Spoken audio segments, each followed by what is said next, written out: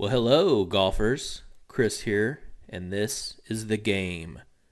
The goal of this podcast is to help you lower your score in the shortest amount of time possible without spending a fortune on lessons, clubs, or gimmicks. Our aim is to help you improve your mind, body, and skill so you can become a single-digit handicapper.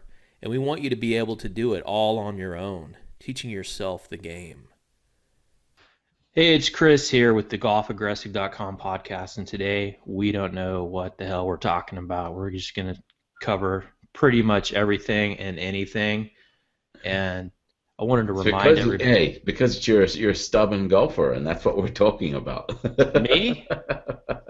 I used to be a stubborn golfer until Rich corrected me. Rich, how are the sleeping accommodations? Have those changed at all? I am back on the king-size bed, sleeping like a baby. Yeah, we're Now, good. you have one of those big round beds that kind of The rotate. skins with the mirror on the ceiling. Yeah. Oh yeah. That's full-on Australian porn star. Do you play music Yeah. while you sleep? No, no. I have no idea how your wife puts up with this nonsense. It's ridiculous. Yeah, she's a good woman. And I would like to Hey, no. introduce. Yeah, go ahead. Go ahead.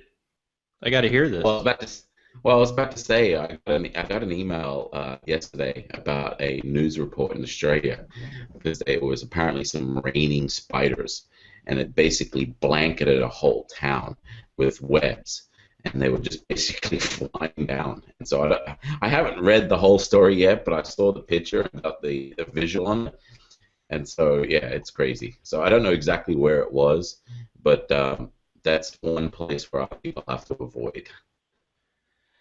Yeah, spiders. I don't enjoy those very No, much. and the topic is down here at San Antonio right now with the weather change, we had so many snakes come out on the golf course, and so so we've had a influx of snakes. We've seen a bunch of spiders, and actually we've seen quite a few deer on the golf course, which is surprising because we're pretty much in a suburban area, but we do Yeah. have a good presence of deer. So that's what brought up the topic of the spiders and then these raining spiders. So Well, it's something I been haven't heard of raining before. pretty much everywhere, and it's kind of ruined the end part of our red zone challenge for some guys in Texas and Oklahoma and Louisiana. The rain has just been unbelievable. I think it's even stretched as far out as Illinois. Yeah, I think I remember you Larry. sent me that radar picture where it was from San Antonio through Dallas all the way to Oklahoma. So to have a storm go from one end to the other and cross the Midwest, I mean, it was just. There's a guy But that it's gonna keeps end. popping into our video, Rich. You see that guy? He just like randomly pops in. What the hell? Who Is is he that? the, Who the are you? stubborn golfer? Introduce yourself. Are you talking to me? Oh, it's the stubborn golfer. No. Hey, I can do better than that. I'm like the stubborn person. I'm one of the most stubborn people I know. I'll admit it. I would agree with that. But you're Yeah. you go with the flow. You're not always stubborn. Yeah, exactly. I mean, I'm stubborn and fixed in my ways, but I'm also open-minded. Now, I'm where all- are you? Where are you located? It looks I'm like you're in a wrong. closet. No, I'm at my apartment in beautiful Medellin, Colombia, and it's been raining here too. But Well, I it was always told rains there, right? I couldn't speak until spoken to. I was reprimanded because last time What are you apparently I broke drinking? What is that? water and it's got lemon juice in it because lemon juice is somehow healthy for you. So I So you're in put, Colombia where they have the best coffee beans in the world and you're drinking lemon water well, at 9 a.m. in the morning. that's because I, unlike some people, I've been up since 6:30 and I've already had a pot of coffee, a small pot, 3 cups, Why do you get up so early? and I put coconut oil and cinnamon in it because those, you see, I incorporate all of that healthy stuff that I can into everything. You've been listening to Craig Ballantyne. Of which, out of that group, I want to say thanks to Mike Whitfield. He sent me a book. Just came in the other day. It's Tony Dungy, and these Oh, very are nice. daily challenges. So you read Pancake these, coffee. even has the dates on them. Mm-hmm. So you'll go in and you personally challenge yourself over the course of a year. It's a pretty awesome book so far, and wanted to thank him for that, sending that to me. So let's talk about stubborn golfers today. Generally, when you're trying to get better at something, you need to find a mentor. You need to, examine the things that are going wrong. Even if you think you're doing them right, you need to have another set of eyes looking at what you're doing, especially when it comes into getting better at golf. Now, one example is my son has taken up bodybuilding and weight training, which is pretty exciting for me. And he's 15, and it's a nice gun there. Thank you. Let's do that again. Put Been that doing, back. been doing a lot of pull-ups. I see. Pull-ups. See, and really, that's what brings us back to the stubbornness with Robert. We don't have any pull-ups in our workout programs. No, And pull-ups we've are given, bad for your elbows. yeah, we've given him a complete blueprint on what to get better, and he's doing pull-ups. Just one of those guys. But back to my story is my son. But yet, despite that, I'm still getting better. But my son, he asked me about bodybuilding and working out, so I take him into my gym here in the office and put him through a workout, and at the end of the workout, he hates me. So, which is typical with young boys this age. So, I thought to myself, so how do I get him to learn the proper form and all that? So I went to the gym and I just hired the biggest trainer there that I could find, the biggest meathead looking guy, and he loves it. So he's totally taking advice from this guy and listening to what he says, and it's no different than what I was telling him. It's just coming from an outside source. So I guess what I'm getting to is that maybe Robert thinks that Rich and I are his dad, and he doesn't want to listen to us, and he's like super stubborn. And Rich, why don't you kind of explain what you think is going on with Robert? Let's just totally dissect his issues. It's not just Robert. A lot of golfers are like this. They're set in their own ways, and any type of advice, they may take it on, but if it doesn't show instant gratification or instant results or feedback, they're just not really, acceptable to keeping it prolonged in whether it's their practice sessions or taking it to the golf course.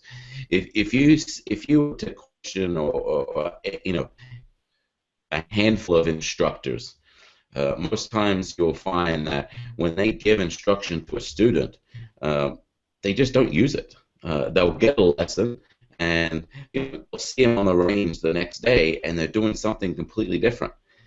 There's something about golfers, we seem to be set in our own ways, and it puts a barrier on getting to the next level or achieving certain results that you're trying to find with your golf game. And it could be, you may get there eventually, but it just takes a lot longer. And so in Robert's case, when we give him a blueprint on how to get better, there's a reason behind certain things that we do in some of our challenges. For example, the Red Zone Challenge, we have them pick a club and use that club. The club has to be for 100 yards. So they need a club that can get into 100 yards, but then we have them dial back that club and use it for 50 and 75 yards in the assessment test. Now, yeah, there's a lot of reasons for that. The one club, it's because we're teaching you how to control your distances with swing length, and after the challenge, if you want to go to different clubs, that's going to carry over to those different clubs, and it's going to make you deadly accurate. Yeah, and it gets you to be more aware of where your swing is at and what that position in your swing generates for yardages. So there's a whole reason behind it, but because golfers are so set on doing things a certain way, that they may not see this advice or this instruction to be valid. And so, yeah, so Well, I think that's the barrier that we run into with golfers. Yeah, his issue was he didn't like the 730 position, the 730 swing on the Red Zone Challenge. And Yeah. to be honest, if you are having trouble there, that's really like the beginning point of your whole swing. So if you're having trouble there, it's going to set you up for failure at the 9 o'clock, and then at the 10:30, and then at the full swing. So Robert, explain yourself. Let's tell us why you're so damn stubborn. Genetics. Was your dad stubborn? He's gonna blame it on his parents. That's the American way. I don't think my dad is that stubborn. My mom is a little stubborn. So you But blame anyway. your mother? We're gonna send her this video. Yeah. If you can find her. She's in Germany. So, no. But look, I don't disagree with anything you guys teach. The go-to club is a fantastic idea. I'm not saying I disagree with that. I just generally disagree with Controlling your swing length. No. With one size fits all, because there's always. I mean, even Rich says with every shot, there's always 3 options, and you pick. Right. But this is with the Red Zone Challenge. It's not a one size fit all. It's a approach to where it allows you to ingrain and kind of sync your brain with your swing. Yeah, it's So, basically yes. a system for controlling Yeah. distance. That's really it in a Yeah, nutshell. So the premise of it is not to just stick with one club on the golf course. This whole process is to get you to know your swing better, so that when you are left with a 75-yard shot on the golf course, it's between your 60 degree and your 52 degree or 56 degree. You need to be able to control your swing in order to hit that yardage. If you don't program your mind and your swing in order to know, okay, this position and your swing generates this distance, you're going to fail at getting that ball close, and that's the whole premise of it. Well, let's be honest. Golf is a distance game. That's it. If you can get the right distances and just the ball in the general vicinity, you're going to break 80. And accuracy. Yeah. Yeah, So, I would say we can distance break is it probably down. more important.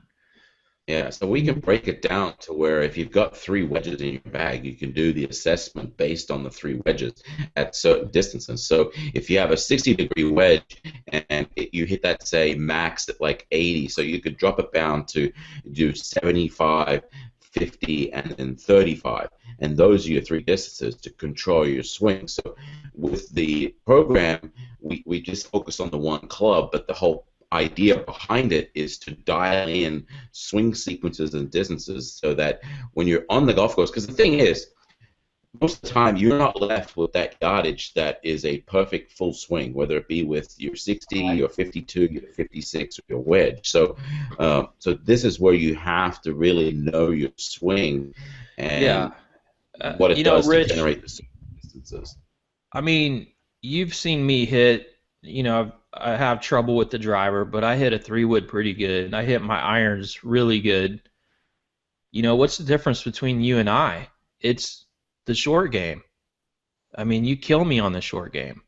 He knows his distances, and I can identify that. It's like, we'll be sitting in the same place on the fairway, and he knocks it within 5 feet, and mine's 10 to 15. Bunker. Almost every time. He's a machine, and that's, from tee to the fairway, I think I'm pretty good. I hit the ball almost dead straight. I don't really slice it. I don't pull it. I don't hit a lot of hooks. I can get it in the fairway. I can get it onto the green, but, 100 yards and in, Rich will school me. He killed me at Topgolf. My only saving grace was hitting the driver out to the big bonus points. That's the only way I could compete. Like a little assassin. So, back to the stubborn thing. I think we have to accept outside influences sometimes, whether we agree with them or not. So with that said, Rich and I have enough experience. We can see the problem that Robert's having with the, adapting to the short game, and he can't see it right away. So we almost have to like prove it to him before he believes it. Yeah, and the funny thing with this, it has a reversed effect based on your skill set. So, for example, if Robert was to give me advice, I may be stubborn in the same process, but that could be just for the fact that I think I have more experience, or I just don't trust what he's saying. But when it comes from someone that is a trusted source, has a proven track record, golf sees ball better. So that's why he thinks his way around the golf course really well, and that's why he's Mr. How to Break 90. Using less than perfect skills, and he's able to do it pretty effectively. A few minor modifications here or there, dude's going to be shooting 75s, I think, pretty quickly. If I ever give you any advice about golf, I would just forget it. Don't listen to me. Because that's like one of the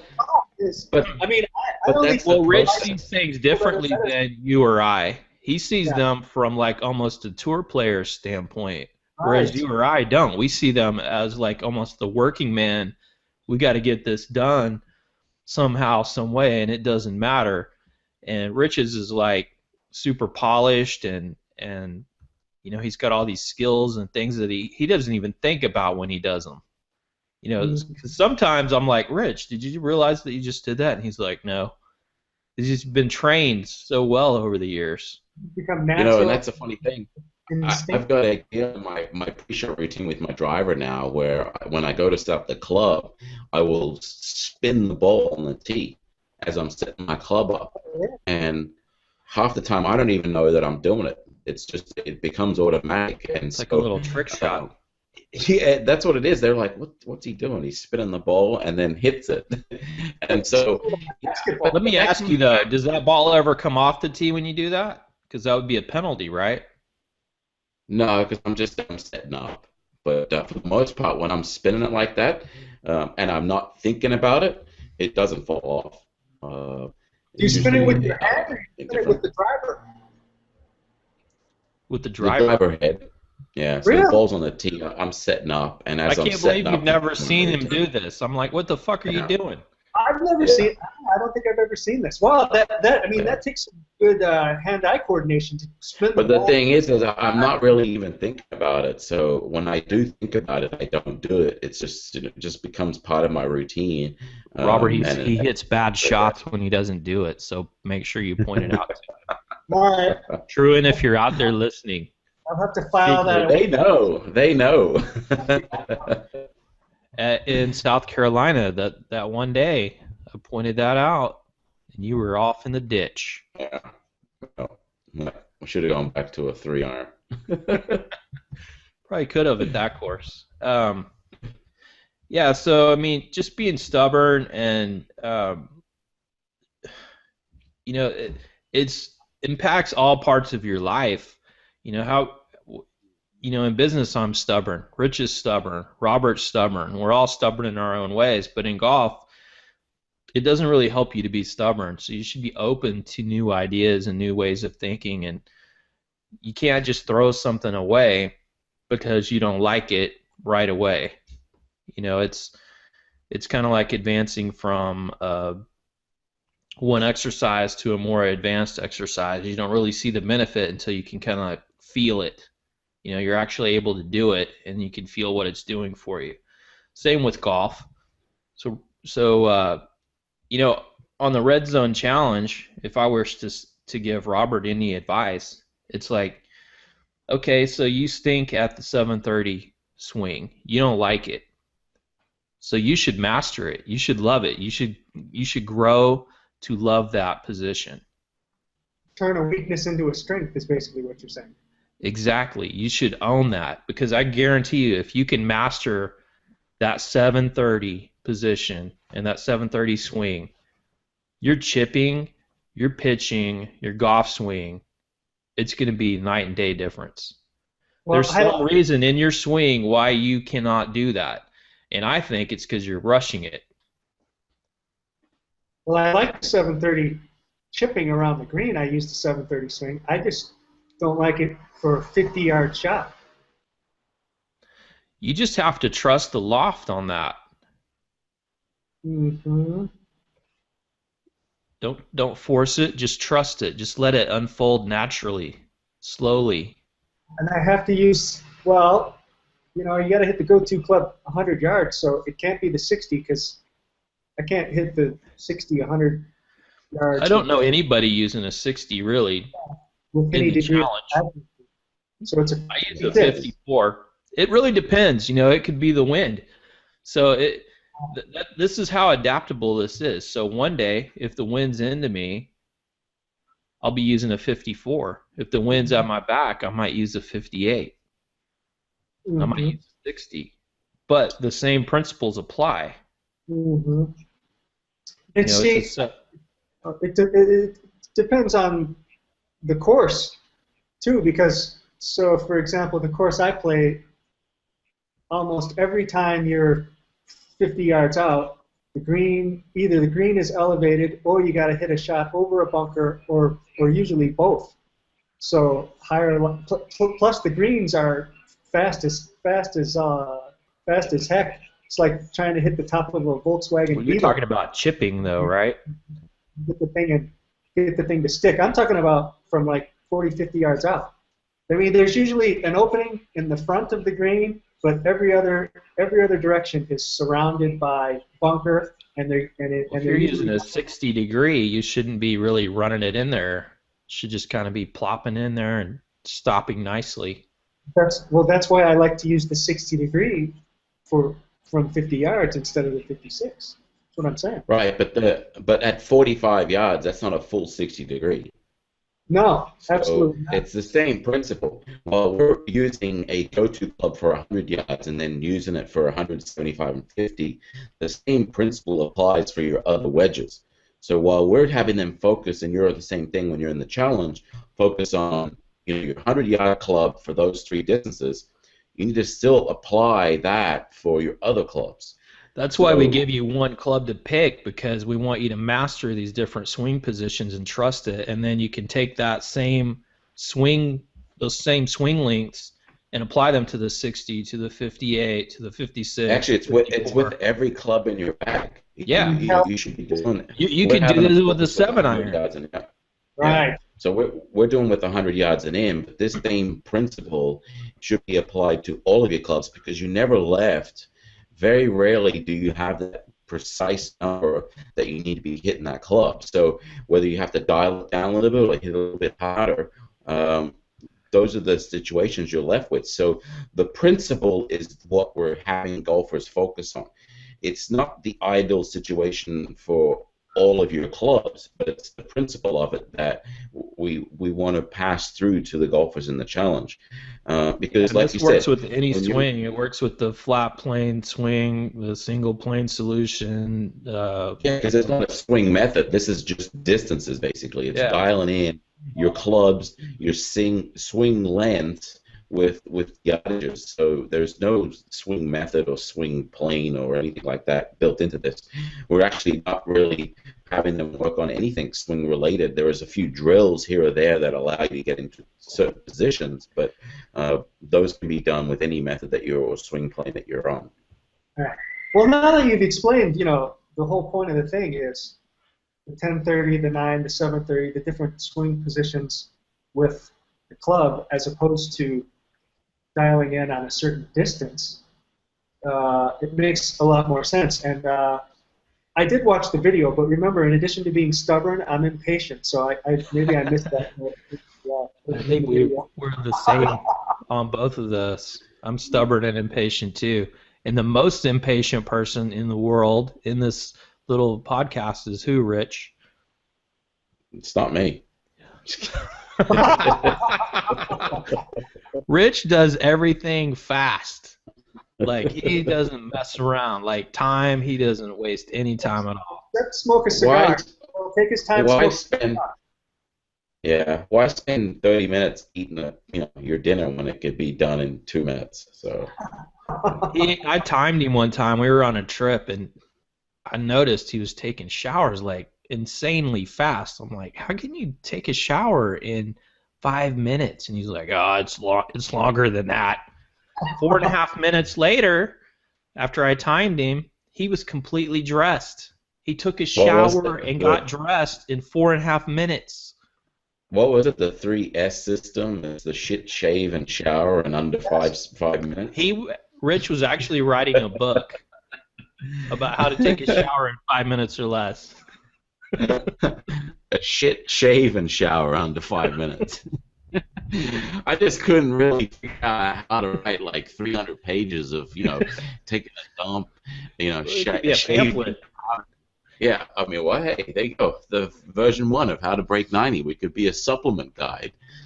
Which, by the way, gets tremendous reviews. And Robert, you got a new book out, How to Break 90 in 42 days or less, and you get a bunch of email to that all the time. People are writing in. Do you have any questions that you would like to address on that?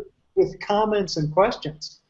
Well, we actually got a note from Adam in California who said he read the book and he applied this idea we have of personal par, and he used it to break 90 for the first time in his life. And then I followed up with him, and he told me he also broke 90 the next time he played.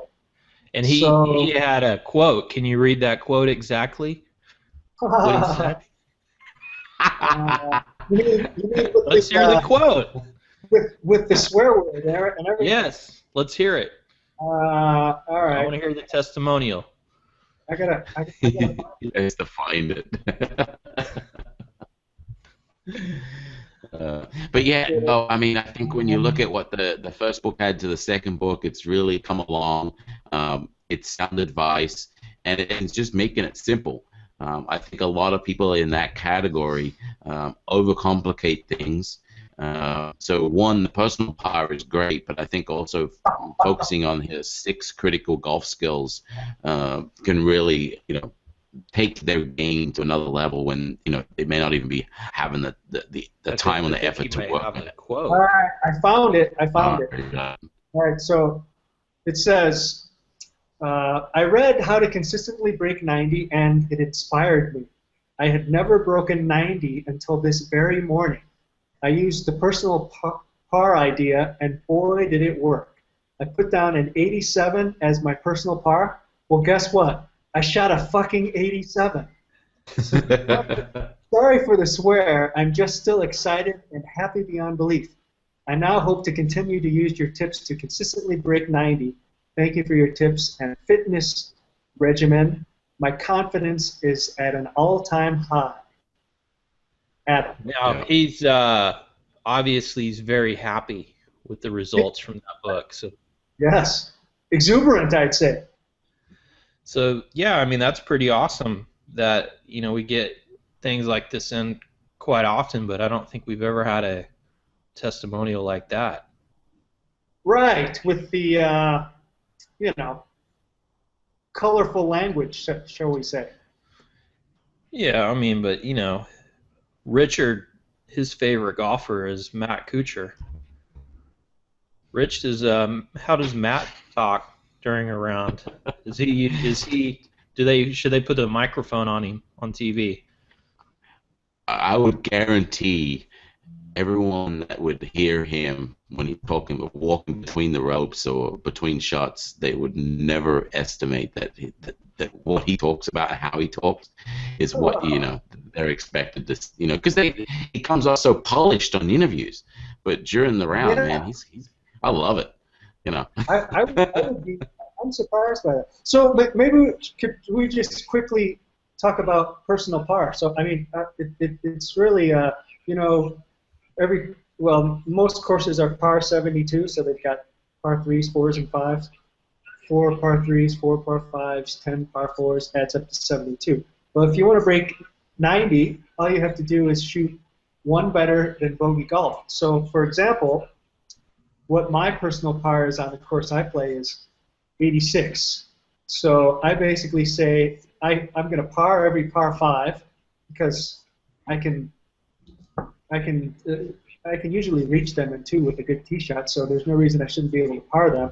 And then on every other hole, my personal par is actually bogey. So if I get a 4 on all the par 3s, a 5 on all the par 5s, and a 5 on all the par 5s, I'll shoot an 86.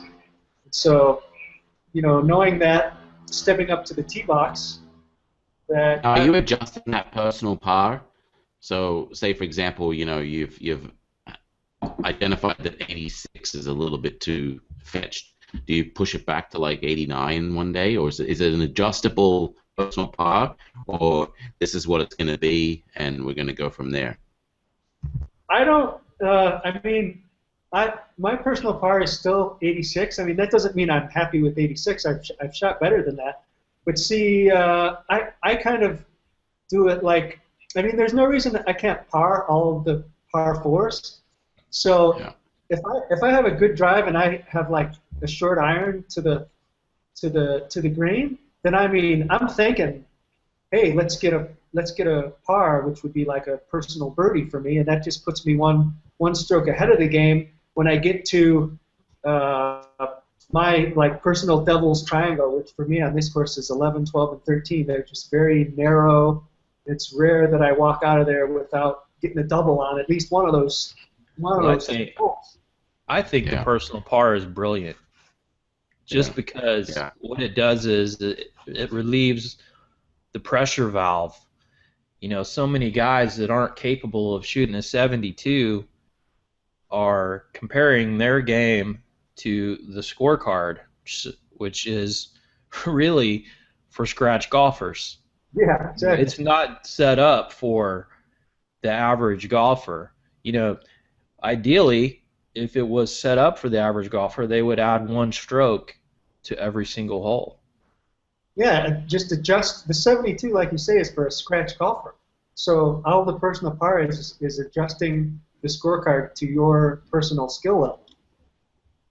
And I guess you could say handicaps are there for a purpose, but a lot of people just at that level don't really have a handicap. So this is really allowing all golfers to come in and say, okay, this is what we should adjust to and play towards. So I guess we should start our own handicap system, the personal par system, and we get rid of that USGA handicap. True. Yeah, but Yes.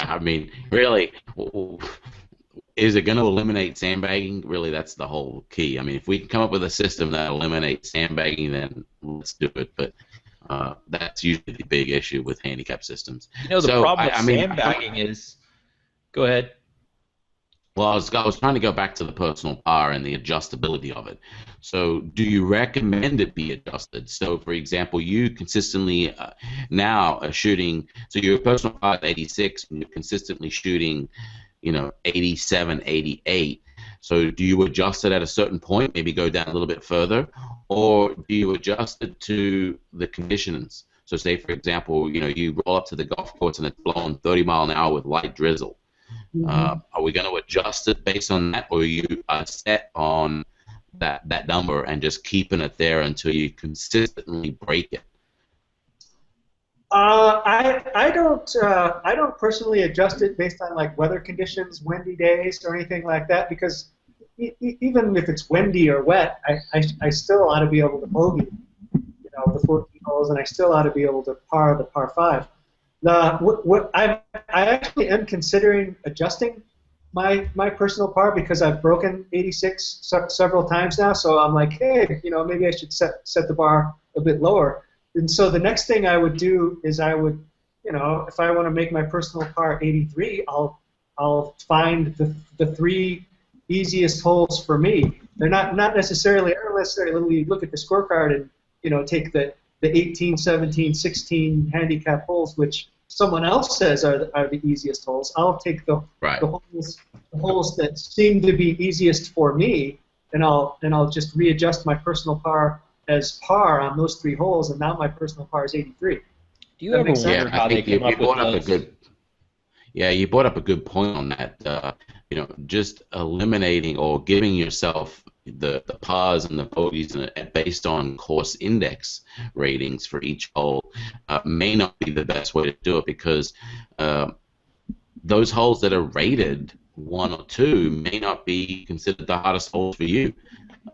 And the ones that are up on the end of the scale may not be the easiest. So How yeah, do I they think come up with using the those course. anyway? They Well, just I have know some that guy, and he's like, "Yeah, that's a pretty damn tough hole. I think it's number 9." I don't know the exact system, but I do know that they have to go one on the front 9 or back 9, and then the next one goes on the front or the back 9. So it goes from 9 to 9. So Yeah. you're So going to it's not have, say, necessarily one. accurate. That's my point. I mean, that was something that I've just recently found out about, that where they go back and forth between 9s. That doesn't make sense because they could have 9 the hardest holes on one side. So, but that seems to be what they do. If you look at scorecards, if they've got true 18s, it's a little bit difficult where I play at the high because we've got 3 separate 9s. So we have 3 separate index You ratings. probably need to go back and blame the British for this. It sounds like some kind of a British thing. Hey, I'm all for that since usually the Australians are the ones that cop that. So yeah, we'll I'm okay with that. But no, I think that's so when you look at indexing your personal par, you need to play the course a few times to understand which ones you should be adjusting, and not really go off the course index because that might not be a true reflection on the difficulty. Or the easiness. So I would definitely do that. But bringing back to the whole point of this podcast is being stubborn. It could be a stubborn element that you're sticking to 86, Robert. Because if it is blowing 30 mile an hour with light drizzle, you might want to adjust it, just so that it gives you a fair advantage. Because your ultimate goal is to break 90. So adjust it based on the conditions, but still keep it within. So bring it up to 89. So I like the opportunity to adjust so that if they are consistently breaking 90, they'll bring it down. Then the next goal for them will be to break 80. So this personal par, while you've used it in your book for how to break 90, could be applied to anyone that's out there, whether they're trying to break 80. So their personal par could be, okay, let's establish a 78, 79 personal par so that I can break 80. Same thing for trying to break 70 or even breaking 100 if they're at that level. So the adjustability of it will allow them to grow with their game, so that when they do break 90 consistently, let's move this onto the next step and use the same principles. Yeah. So for somebody like Irene Gibson, he should write the book How to Break 60. Yeah. Yeah, and so his ultimate goal was 58. So his personal par would be 58. That'll be a tough one. Who He was smashed that? it though, right? Did he shoot like 54 absolutely. or something? Oh, what was it? 55, yeah. Wow. Still holds the Guinness World Records for the lowest score. Did he get a certificate and all that? Everything, yep. Certified? Who was this? Certified, everything. Irene Gibson, so came from a town in New South Wales called Lismore. Played for the same university I played for in Oklahoma. Actually, Rich was Yeah. the scout that brought him to the United States and Just a little got him pot. a scholarship. And really, that's the interesting thing, and I think we could talk about that in a separate podcast. Is universities and playing college golf? Should you play college golf? While I enjoyed it and I liked it, I do think that there is a portion of golfers out there that don't need to go to college. I like the fact that I got an education and came out with a degree, but at the same time, if those critical years between 18 and 22 can be well spent retooling or retrying certain swings so that you can get to the next level. Once you put into a college situation, there's so much pressure, not just from a school aspect, but from a playing standpoint. I mean, look, if you look on the Golf Channel right this week, they've got the NCAAs playing on TV now. So there's so much pressure put on them that it doesn't allow these golfers at that age, where it should be a really good age for them to look at maybe adjusting swings to get it to the next level or trying new things. There's really no time for that anymore. So if they are a pure, solid, refined golfer going into college at that level, they don't have really much room in order to work on the game and get it to a different level that they may want for the tour. I So don't think college is really for working on your golf game. I think it's for not working on your anymore. game with the ladies. Yeah. That's what I used it for. Yeah. Robert, were you stubborn back in the day? Back when you were 20 years old, how stubborn were you? Or has it progressively gotten worse since then? Are you Just played talking in to the fifth. Yeah, I'm asking you. Did you ask Rich or did you ask me? You. Oh, you asked me. No, I've been stubborn like since the day I was born. I've always been this way. So you're a wooden spoon survivor. It's not like exactly. Wooden spoon survivor. Bend over and touch your ankles. Wait till your father gets home. All of that crap. Exactly. Yeah, I mean, Very traumatizing. Rich, can you line up Reen and see if he'll author that book, How to Break 50? Or How to Break 60? Yeah. I guess he That'd be a could good write one. both. Yeah. He's Is this- almost is this the the guy- best round of golf ever was by the North Korean. The former president of North Korea or dictator or whatever, didn't he shoot like an right. What, 18? 18 under? Yeah. You got an 18. You got a Of hole in course. one on all 18. I remember that. Yeah, that was crazy. So he I mean, this Guinness Book of World Records is a bunch of hogwash. I mean, Reen doesn't deserve it at all. The guy from North Korea deserves the certificate. How to break 20. I mean, an 18, Amazing. whatever it was. That's a pretty good score.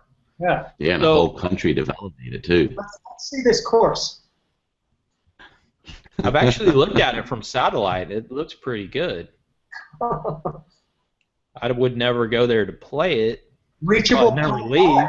What an idea. You get to play it once, Yeah. and you never leave.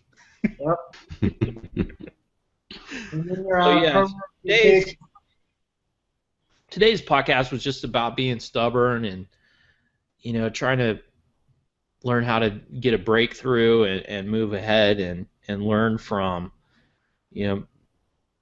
maybe some bad, faulty thought patterns that we all have. And I'm certainly guilty of being stubborn on certain things. And, Rich over the years has kind of enlightened me to some things, and I think I've enlightened him to some things. But, Robert is probably a lost cause. He's probably not going to go out and work on the 730 swing. It's okay. It's okay. Rich and I will continue. I might even send you a video later on today. So the reason why I wanted to do this podcast today is we have video evidence that we know where he's at right now. So in 1 year's time, we can revisit this to see his progress. And what will typically happen, stubborn golfers are not progressing the way we would like them to. So we could Stubborn take golfers those, shoot the same scores over and over again. yeah, they've Are got you talking they're about- set in their own ways. You talking about the video that I already posted of my swing? No, Yeah, we're we have talking a- about the fact that in 1 year's time, we're still going to be talking about your personal par being 86. You don't like doing the 730 swing. You don't hit it close to the pin from 50 yards.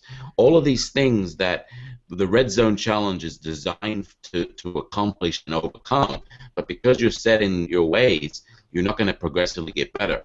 And we will put you up against guys that have been in the challenge, that have given it everything that we've told them to do, and they've mastered that. Yeah, there's that one area guy of in the game. particular, Larry, who he wasn't even breaking 90 when he started the challenges.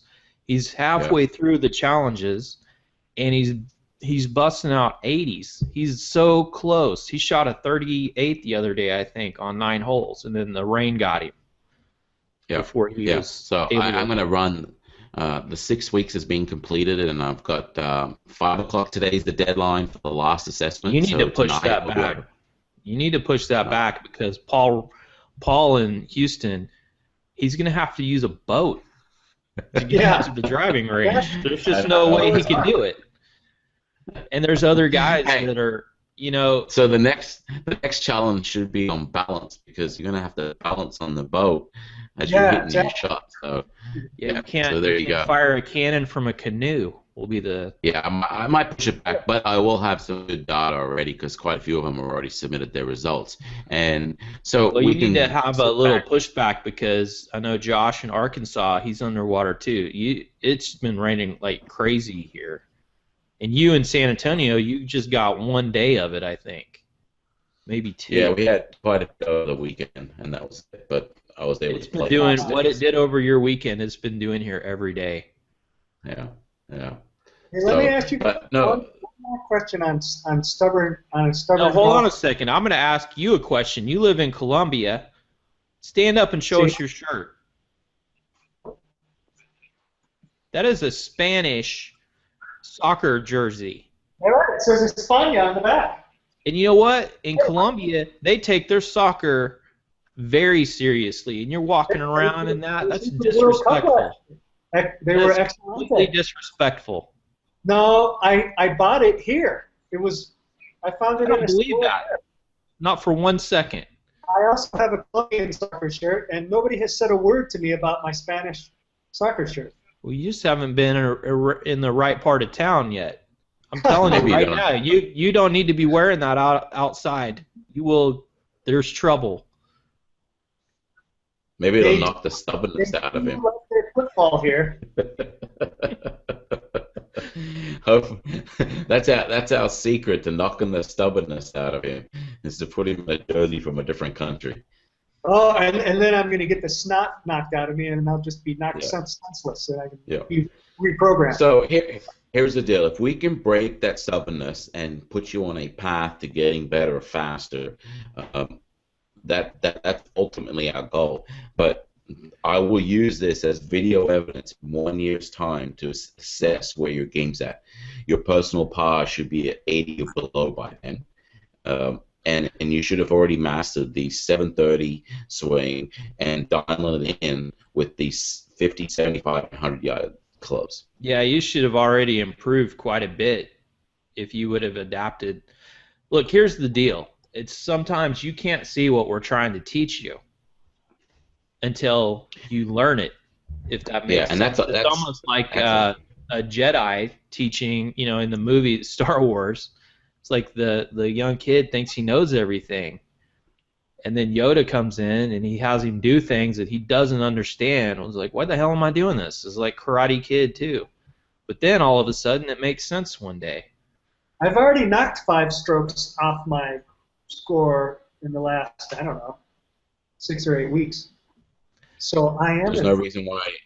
So a stubborn golfer knocks 5 shots off his game. That means And then that you reverts. potentially have the option of knocking 10 shots off your game. That's the way I see it. So if you're stubborn and you're only taking a couple of shots off your game, a non-stubborn golfer is probably doubling the effect. So like Larry. yeah. So and the fun thing with this is.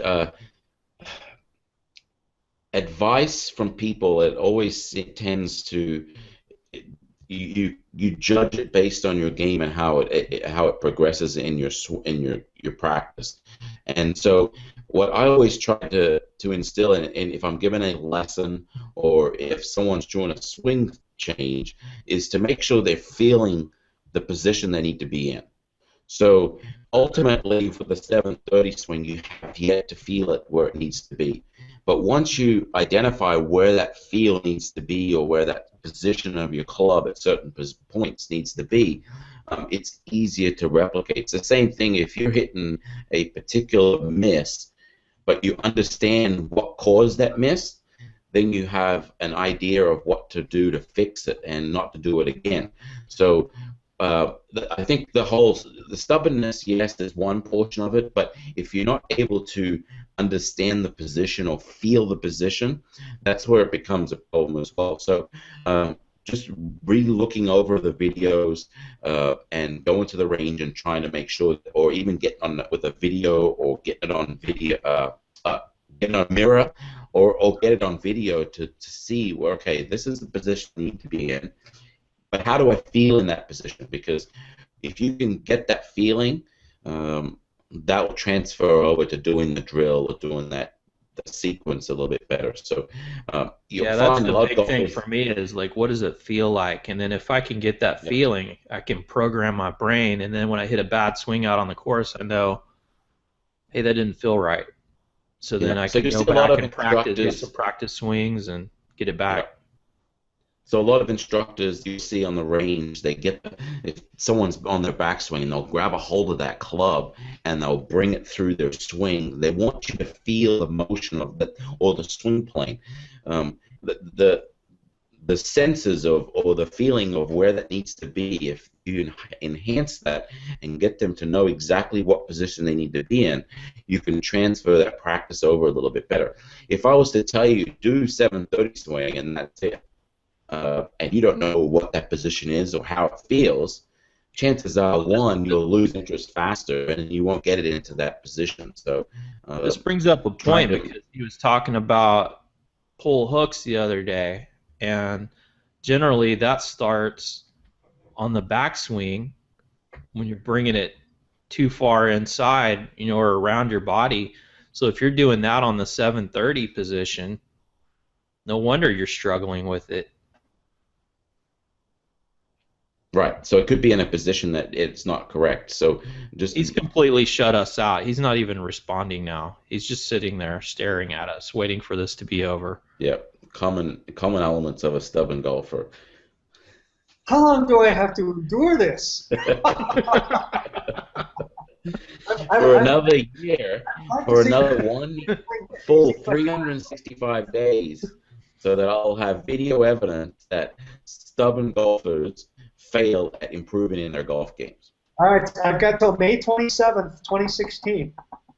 That's it. I If you're think, not- Robert, you should If go you're not back breaking to 80, the very beginning of the red zone and just start anew and start at that Because 730. If you can once nail you've that mastered 730, you've got it. yeah. But once you've mastered these principles, they can be applied to all areas of your game. It's using that same club for three distances, because that will give you that flexibility. Because if you go through your round and look at yardages and what club you hit, you'll most likely find that none of them were the exact yardage for that club. You either have to And this- modify it. I think one of the faults here that he's thinking is that what we're teaching is an end point. It's not the end point.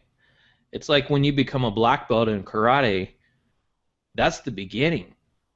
You've just now learned the basics. Now it's time to master it. It's the same thing with this. That we're just teaching you the beginning. It's not an end point.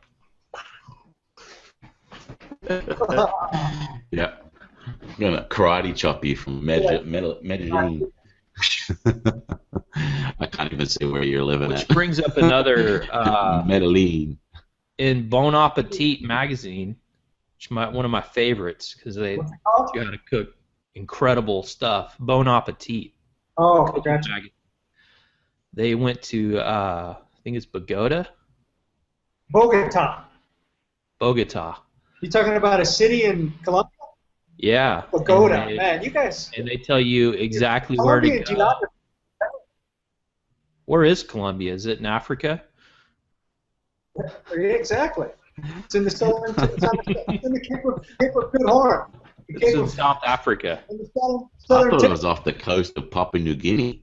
Southern tip. Yep. All I know is Okay. that there's some very beautiful ladies from there. I haven't noticed. Haha. You've been too busy practicing.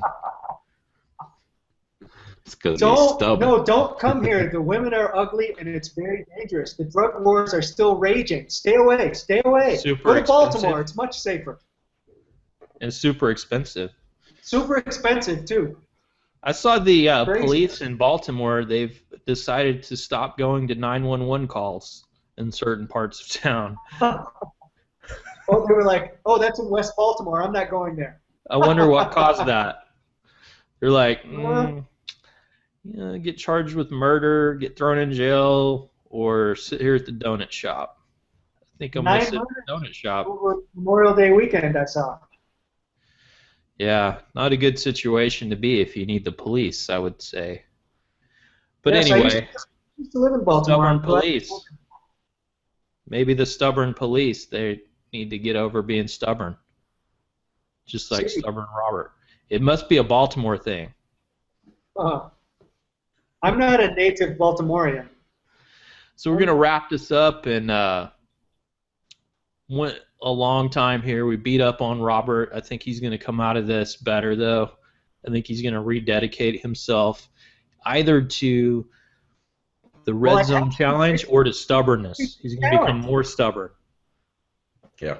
Yeah, I mean, that's what we have to do. I mean, we have to knock that stubbornness out of him so that we can get him on track. And so, having this video evidence now, if it doesn't give him motivation to take down the barrier and get on track, I don't know. We'll see. We'll keep So keep up progress. next is our putting challenge coming up here in June 1st.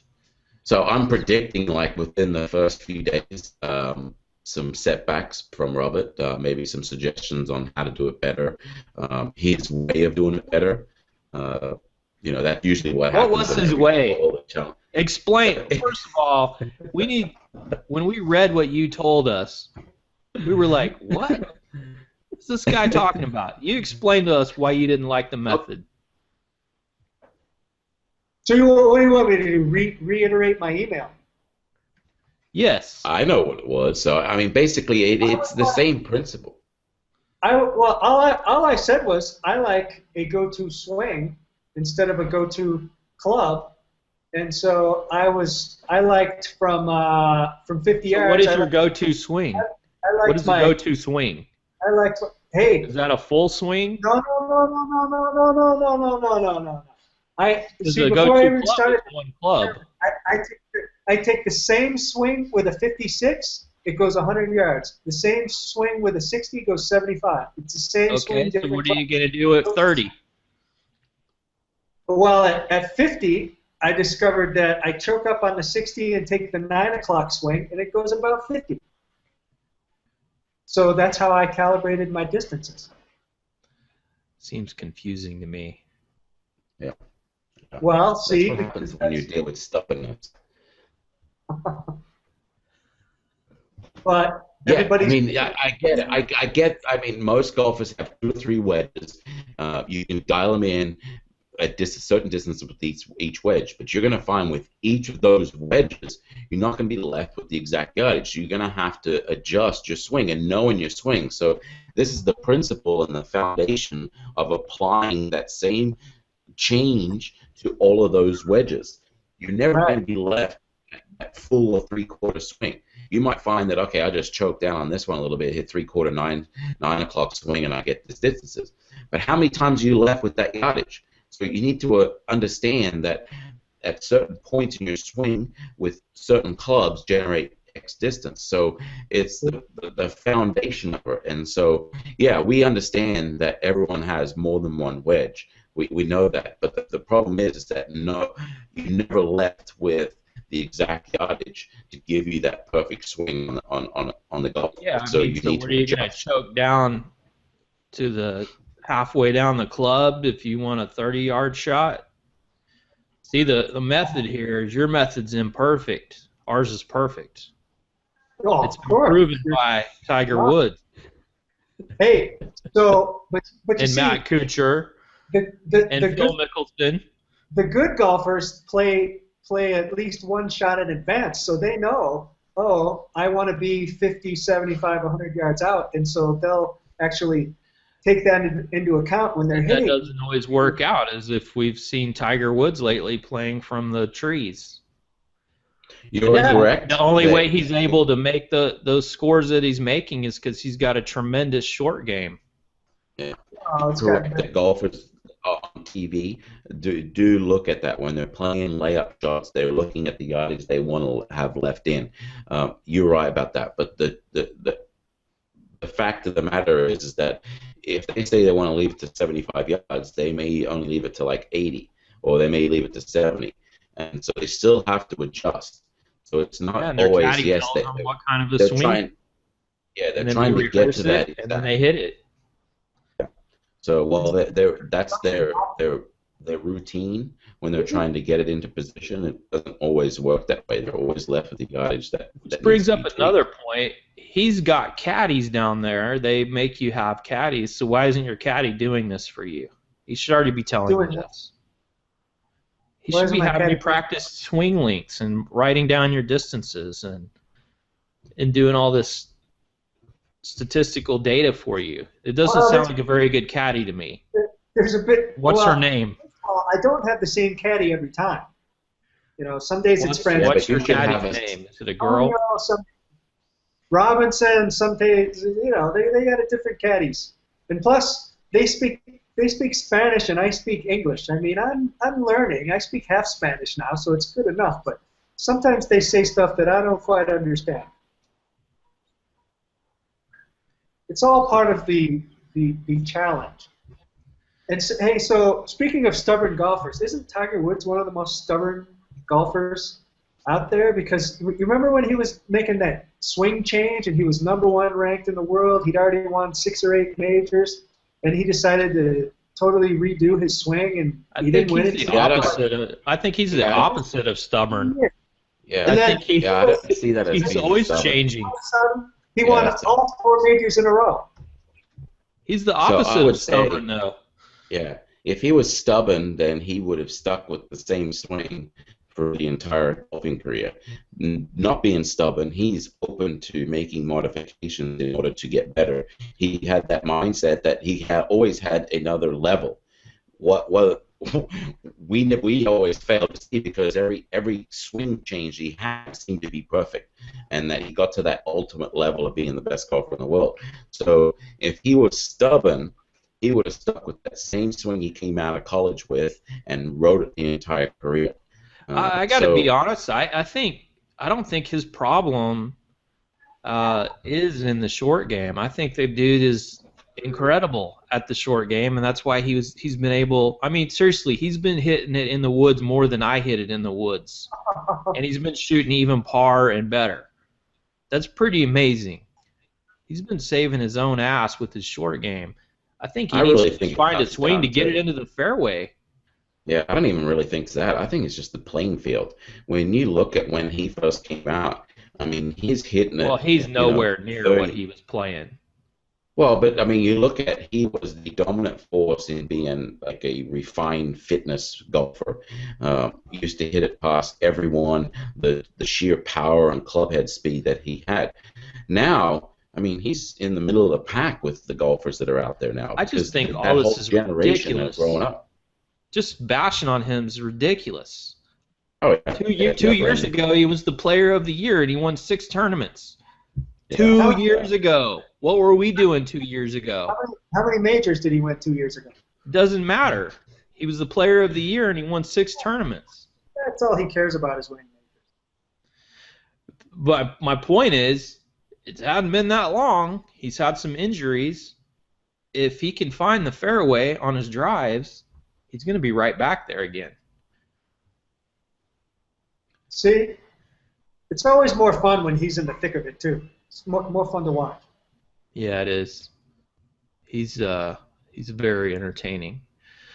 All right, so we're gonna wrap it up. We've just babbled on today, and we beat up Robert. He looks like he's very upset. He might go and throw some things there in his closet. Microphone, jump off the balcony into the arms of a señorita.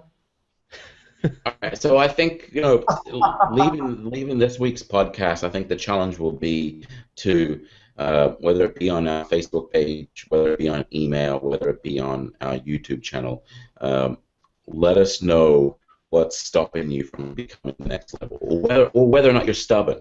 This is the tough one. People that are stubborn are probably hard to admit this. So the challenge is going to be to, yeah, exactly. So let us know what's barrier, what's stopping you from becoming a great athlete, whether it be on the fitness side or taking your game to the next level. So the challenge really is just to open up, break down that barrier, and let us know what that stubbornness is that's stopping you from getting to the next level.